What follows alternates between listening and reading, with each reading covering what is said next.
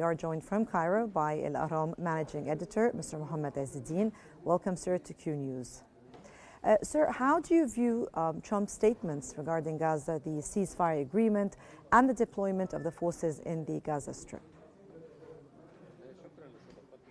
Hello, and thank you for having me on Qnews. Of course, Trump's statements have a positive side here, which is insisting on upholding the agreement that was done in Sharm El-Sheikh, brokered by the U.S. and with Egypt, Qatar, and Turkey being mediators, and in addition to other countries from all over the world. And so this shows that Trump is serious about upholding the agreement and what was agreed upon, and now his administration are having lots of measures like having a civilian military and other measures as well to pressure Israel to implement what was agreed upon, like delivering aid with no hindering, and in addition to preventing any breach to the ceasefire. And so we see here that this is reflected on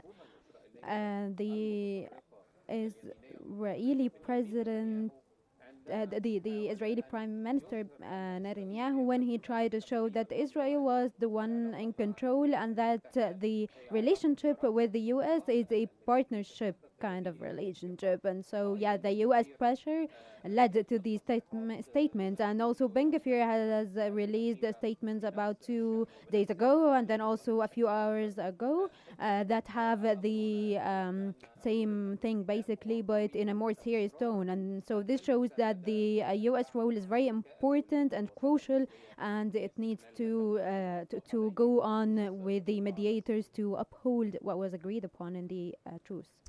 Mr. Ezz Eldin, do you think Netanyahu could actually reignite the war in Gaza?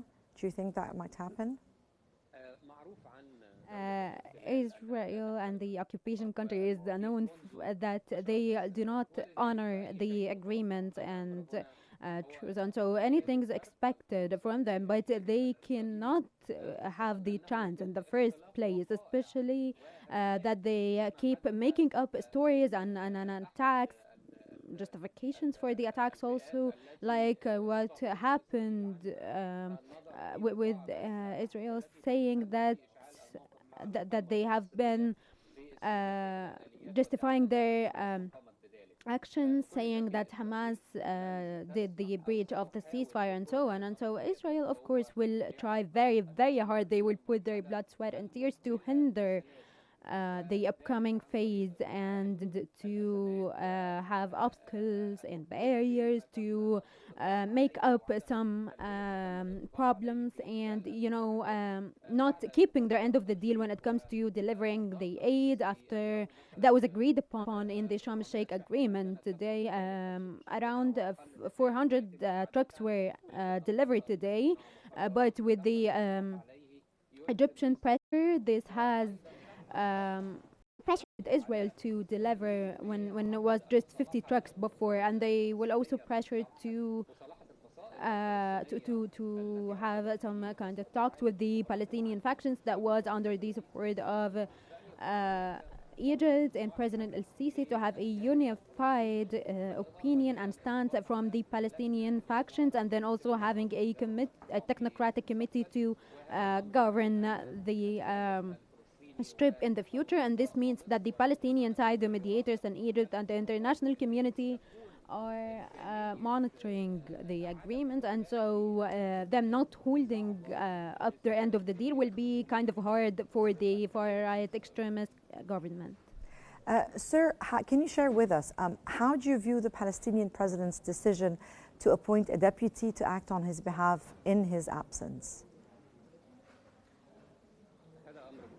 This is very important and should have happened a while ago, actually, but everything that's going on has on the ground, and in reality, this means that the Palestinian government and the Palestinian administration for the Palestinian state in the Strip and also in the future for Gaza will be ready in the event of anything happening, any obstacles, any problems, or if anything happens to the Palestinian government. And I think that this is a very successful decision, and it also supports the Sharm El-Sheikh agreement more, and this means that the Palestinian government aren't holding on to staying in control like some people are trying to claim, and that the Palestinian cause comes first. That this is a very important decision and couldn't be at a more perfect time.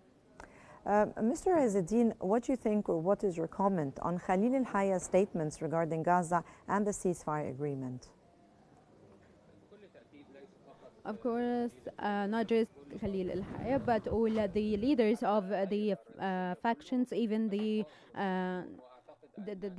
not so prominent one. And I think that the agreement that they have reached in Egypt under the IS shows that everyone in Palestine now knows how important and how sensitive the situation that we are in is, and that the Palestinian land is threatened, not just the Gaza Strip. And so, Egypt is working on preventing the displacement and to settle the Palestinian cause, and they have helped the international community and the US to understand the cause for how it really is without the influence of the occupation government. And so we see that the statement of the leaders of factions, and especially Hamas leaders, shows that Egypt has put so much effort and did its part as right for its neighboring country without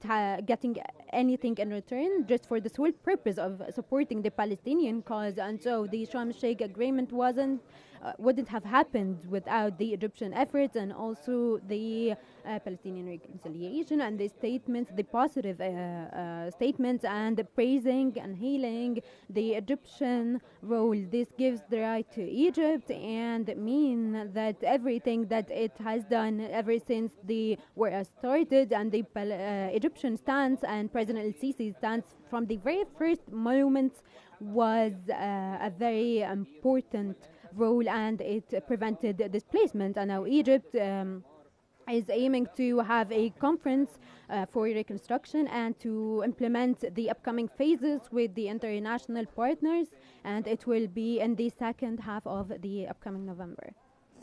And that was Mr. Mohamed Ezz Eldin from Cairo, Al-Ahram managing editor. Thank you so much, sir, for joining us here on Q News.